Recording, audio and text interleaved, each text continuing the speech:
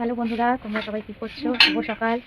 সবাই কেমন আছো জানিয়ে কমেন্ট করে। তো এখন বাজছে সকাল 9টা। তো আমার সকালবেলা উঠে নিয়ে মোটামুটি কাজ হয়ে গেছে। টিফিন বানানো, মেয়েকে খাওয়ানো, রেডি সেডি করা, ফার্স্ট দিন স্কুলে যাওয়ার। এই যে ব্যাগ নিয়ে নিয়েছি, ব্যাগও কিনিনি, কিনবো এখনও। আর এই যে রেডি হয়ে গেছে যাবে বলে। তো চলো স্কুলে দিয়ে আসি, দিয়ে এসে ওখানে আজকে বসবো, কিছুক্ষণ বসবো, তারপরে এসে ঘরে এসে রান্নাবান্না করবো।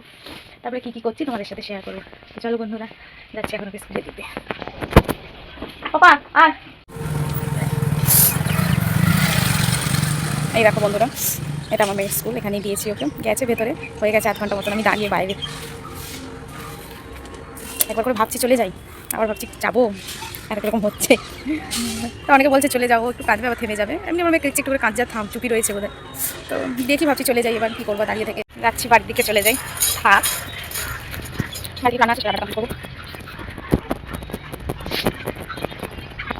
এই যে বন্ধুরা, স্কুল থেকে রেখে চলে এসেছি। এসে যে ঘরে একটু তরকারি করবো আর একটু মাছ করবো, ভাত করে নিয়েছিলাম, করে আর চান করে পুজো দিয়ে আবার যাবো হাতে। তাড়াতাড়ি করে কেটে নিচ্ছি, কিছু সেরকম হবে না। পুঁইশাকের চচ্চড়ি, বেগুন আর পুঁইশাক আর আলু দিয়ে চচ্চড়ি হবে এমনি। আর ওদিকে মাছ বের করেছি, মাছটা সর্ষে দিয়ে ঝাল হবে, এটাই হবে যে রান্না। আর ডাল আছে ফ্রিজে, আর বরের জন্য ডিম ভাজা হবে। এই আজকে রান্না হবে। তোমাদের কী রান্না হচ্ছে জানিও আমাকে কমেন্টে। আর হ্যাঁ, আমার ভিডিওটা ভালো লাগলে প্লিজ একটা লাইক, শেয়ার, সাবস্ক্রাইব করে দিয়ে যাবে বন্ধুরা। সেরকম আমার ব্লগ ভিডিওগুলোতে ভিউজও আসছে না, লাইকস তো দূরের কথা। তো প্লিজ আমাকে একটু সাপোর্ট করো, একটু পাশে দাঁড়াও, না আমি যাতে কিছু করতে পারি। তো সবাই একটু পাশে এসে দাঁড়িয়েও ভালোবাসা দেখিয়ে নিজের। বেগুনটা পোকা, মানে ব্লগ করছি ঠিকই, কিন্তু আমার মনটা পড়ে রয়েছে ওদিকে, মানে কী করছে ওটাই ভাবছি। তখন ধরে এসছি অনেকক্ষণই, আর করতেও ভুলে গেছি, মানে রেকর্ড করতেই ভুলে গেছি। আমার মনটা শুধু ওখানেই পড়ে যে কী করছে ও, চলে যাবো। রান্নাটা ঝটপট করে করি, শীতের দিন হাতও কাজ করছে না, তাড়াতাড়ি করে ঝটপট করে কাটি কুটি। আজকে তো চলে গেছে, ঢুকে গেছে, কালকেও হারগিস ঢুকবে না, জানবে যে আমাকে এবার ছেড়ে দিয়ে পালিয়ে গেল মা। কালকে তো আর হারগিস ঢুকবে না ভেতরে।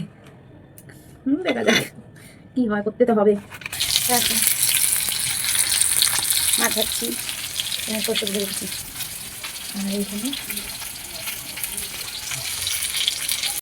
এত সুন্দর রোদ দিয়েছে এতদিন পর, এত ভালো লাগছে, মনে হয় রোদেই বসে থাকি। যাকে একটু স্বস্তি পেলাম। মেয়ে স্কুল থেকে ফোন করে ম্যাডামটা বললো যে আরাটাই সলভ রাইট, ওকে কোনো চিন্তা করতে হবে না, ও খেলছে। তো এটা শুনে একটু মানে স্বস্তি পেলাম। এবার চিন্তা নেই, আরামসে রান্নাবান্না করে চান ধান করে তারপর ওকে আনতে যাই। এই যে বসে দিয়েছি বাইরের দিকে, আজ প্রচুর রোদ বেরিয়েছে, প্রচুর বলবো না, যেটুকুনি বেরিয়েছে সেটুকুনি অনেক অনেক, এতদিন ধরে বেরোচ্ছিল না। এই যে রোদে বসে রয়েছি। আমার রান্না কমপ্লিট হয়ে গেছে। এই যে এখানে বানিয়েছি পুঁইশাকের চচ্চড়িটা, এটা মেয়ের খাবার। আর এই যে আমার জন্য মাছের ঝাল করেছি।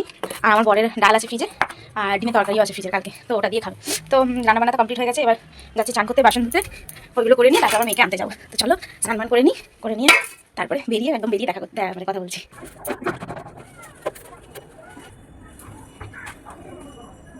চলো বন্ধুরা, চান করে আমি রেডি হয়ে গেছি। বন্ধুরা চলে এসেছি স্কুলের বাইরে। এই যে স্কুল,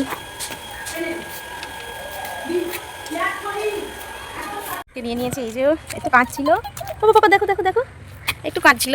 হ্যাঁ ঠিক আছে, কাঁদবে, এসে বাচ্চা তো কাঁদবে। এই দেখো নিয়ে নিয়েছি, যাচ্ছি বাড়ি।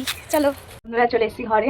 এই যে তো চলে মেয়েকে স্নান করিয়ে খাইয়ে দাইয়ে ঘুম পাড়িয়ে দিই, আর আমিও খেয়ে নিই। চলো বন্ধুরা, এখানে ব্লগটা আজকে শেষ করছি। সবার তোমাদের কেমন লাগলো ব্লগটা আমাকে প্লিজ একটা কমেন্ট করে জানিও। আমার চ্যানেলটা সাবস্ক্রাইব, লাইক, ফলো করে দিও বন্ধুরা।